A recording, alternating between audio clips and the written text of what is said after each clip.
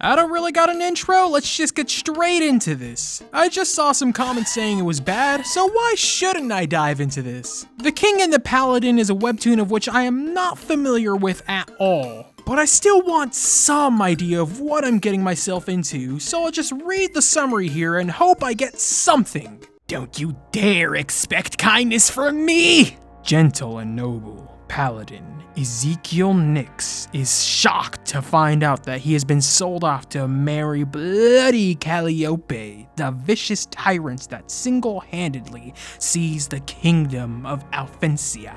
But it turns out the two knew each other from childhood, and the tyrant holds a seething grudge against Ezekiel. Will Ezekiel be able to clear the air and mend their relationship, or will he be forever trapped to live a life of bondage and misery? And then there's these disclaimers about the webtoon with words that YouTube will not let me say. Well, either way, it's a webtoon, so it probably still has a loyal fanbase. Whoa! 4 stars. The webtoon folk gave it 4 stars. The same people who gave this a higher score. The same people who gave this a higher score. The same people who... Oh, never mind. 4 stars on Webtoon. I know what a 3-star one looks like, but as for a 4-star one? Well, the only way to find out is by reading the thing, so... wish me luck.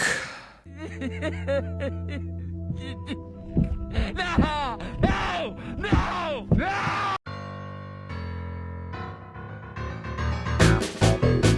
We're first treated to a woman clenching a guy's shirt or something, doesn't seem important. The story actually starts with this woman ruthlessly beheading a king right in front of his siblings, and then sending said siblings to be executed, insulting them as they're being dragged to certain doom. Then we see a little flashback as to why she did all that, being that she was bullied relentlessly by them when they were kids. And they also... That's it? I mean, what their mother did was bad, sure, but they were kids at the time. The story doesn't say if they were still like this grown up, so for all we know, they learned from their mistakes as kids and became the golden members of society. But Little Miss Homelander cannot let go of the past, so she gets them back by ruining everything. She then says that someone named Ezekiel, who she loved, left in search of a better life with some noble lady. Boy, that sure does suck for her. But I'm sure she'll get over Ezekiel, someone who she knew as a kid, and try to be better. Why did the music stop? Why is this music playing? Hello? What did I say? Is it... am I wrong? Oh, come on! We cut to a conversation between 2 cloaked figures, seemingly trying to look for a family. Then we see these 2 girls talking about said cloak figures and simping for one of them, wishing he would just take his hood off. Surely this isn't setting up for anything. He was called over by a cardinal for a very urgent matter, and said urgent matter is that the guy is being sold off to, of all the countries in their verse, the one she's running. Oh man, considering what she did to these guys who bullied her, what will she do in the case of abandonment? All I'll say is this, man, if she gets you in a room alone, prepare to use every ounce of stamina those legs have, and run! Everyone is shocked that Ezekiel's related to a duke, and are excited at the idea of becoming more successful since Ezekiel is going to inherit the duke name. Ezekiel, however, is going into this treading lightly, since he heard that the one who requested him is a ruthless new king that takes everything by force. Wait, hold on, just a little something that's bothering me. Why is she called a king and not a queen? Doesn't that basically admit that kings are and always have been superior to queens, so much so that she called herself a king instead? Because if so, you're absolutely right. Kings are always better than a queen. Whoa, I'm kidding. As his comrades yap about whatever, he thinks to himself he doesn't really feel much about becoming a duke. However, that kind of changes when he realizes it'll be easier to find people if he becomes a noble. It also seems like he hasn't forgotten about Calliope, I forgot to mention her name, and him leaving wasn't so much as simple as him just abandoning her. Wait, in that case, if she warped him leaving as him abandoning her, does that mean she twisted the truth for these guys too? In that case, I know exactly what these folks actually said. The girl. Instead of this, she wanted to let her know that even if they're not related biologically, she still considers her family. The crowned prince, he told her that he would never let her be sold off, that family sticks together. And Fat told her, I don't know, he was gonna cure diabetes or something. They were probably the nicest people that you'll find in the messed up world that is medieval royalty, and she repaid their kindness with... They finally make it to Calliope, and Ezekiel is ready to inherit the Duke status. But little did he know, he was being played with from the start, as he's actually there to marry her! Calliope reveals to him that he was actually sold off by the Duke, and the Duke offered up the rest of his sons to her, and she didn't want to marry any of them. And then she kills them because she doesn't like them. And the cherry on top, if he doesn't marry her, she'll kill his friends one by one until he agrees. What kind of Mexican cartel bloodlust does she have? Oh, wait, she's the antagonist. How silly of me. Her actions are meant to be irredeemable, and by the end, our hero Ezekiel will stop her tyranny and the music is stopped again. How am I wrong this time? There's zero chance that we're meant to root for her. Look at what she did. And what's with the picture on screen? What do I not know?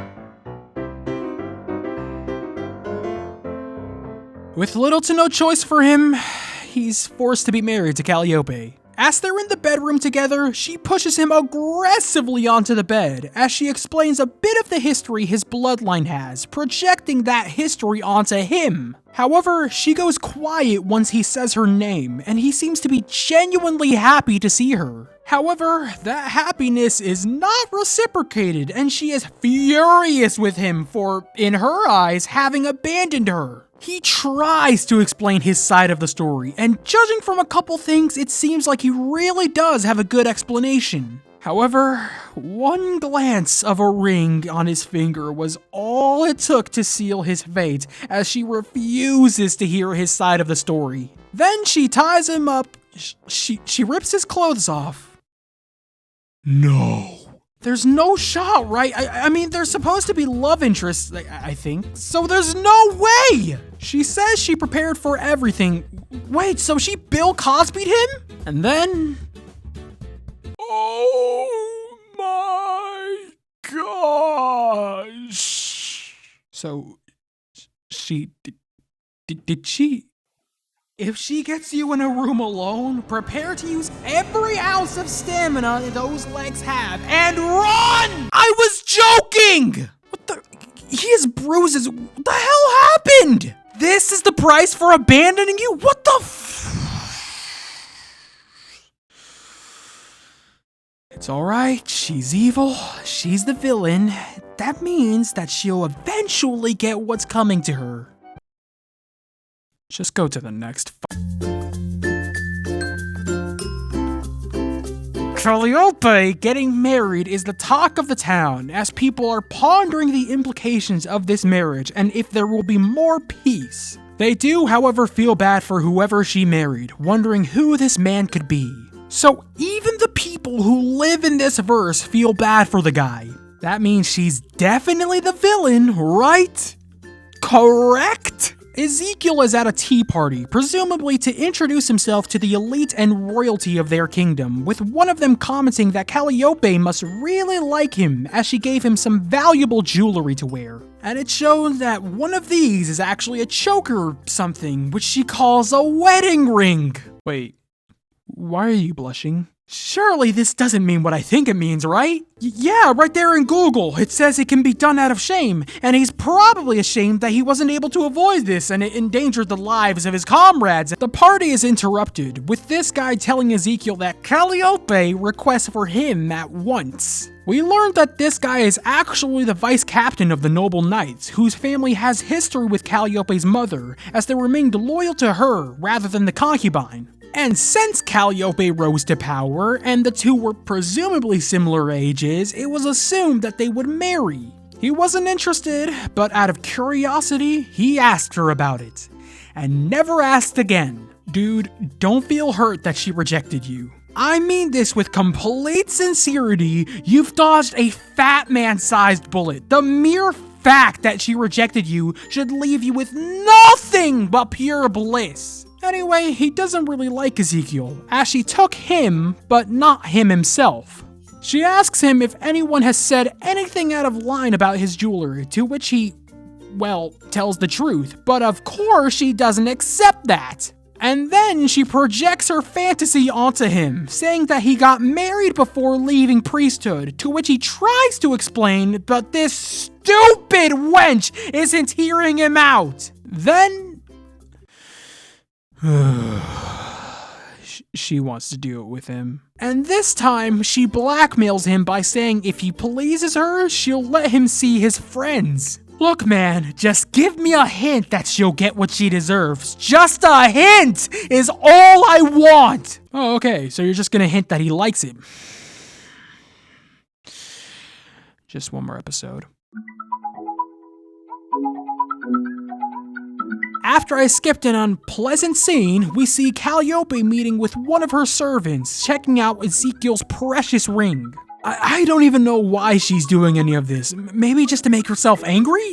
That's legit the only thing I can think of, since she doesn't ask him about any of this, she just looks and assumes. You know, communication can fix a lot of this. Well, so long as she's communicating behind bars. Then she asks the servant if they saw an amulet, which I would assume is something that represents their relationship when they were kids or something. Unfortunately, it was nowhere to be found, and that just feeds her some more evil energy, as if she needed any more. Then she visits the former concubine of her late father, keeping her imprisoned in a crappy room, and the concubine isn't too happy. She then mocks her and then brings up yet another thing from her past, which is messed up, but see, I feel like we're trying to justify her actions. And this animal does not need justification. So that's it, huh? She's not a villain, she's supposed to be someone we root for, and then we're supposed to hope that they get together? I can see the writing on the wall, and it's telling me to get out before I regret the fact that I can read.